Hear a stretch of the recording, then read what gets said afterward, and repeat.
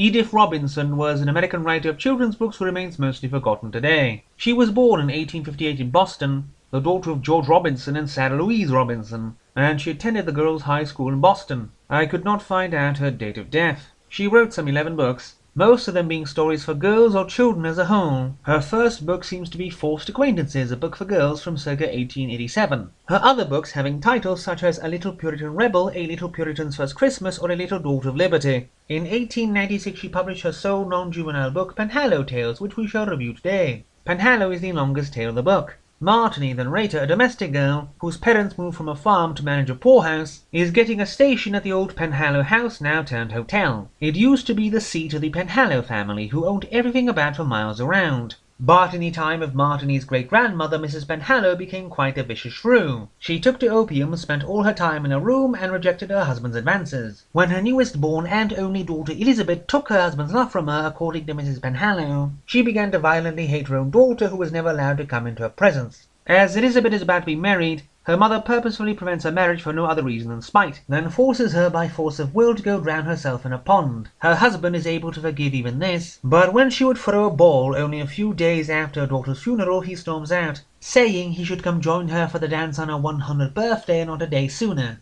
Mrs. Penhallow spends years alone in the house, fighting the expansion of the city and the nearby factories around her land in court, losing every single lawsuit, until all was auctioned off and she, who had been shut off from the outside world for years, disappeared, never to be seen again. Then in the present, another Mrs. Penhallow comes to Penhallow Place with her husband, and intends to go to a ball wearing the old wedding gown of her great-grandmother, the old Mrs. Penhallow. But at the ball, the one wearing the wedding gown is old Sarah Waters, an ancient insane woman from the almshouse, whose age no one can tell and who's always been there, and whose true origin was revealed in his last pang of thought before her sinking into obscurity and death. The story having many grim turns and hints at some Poe-esque ideas that are sadly never fully realized, such as the image of the drowned daughter coming to upbraid her mother for her death at the ball, is quite well written, and it is sad this is the only story of this sort ever written by Robinson. A Return to Nature is the grim story of a woman who marries a Native American foundling whose father died at Little Bighorn, and was then raised for the ministry. But as he goes to minister to his own people, he winds up dancing with them in a naked ceremony and then murdering his wife.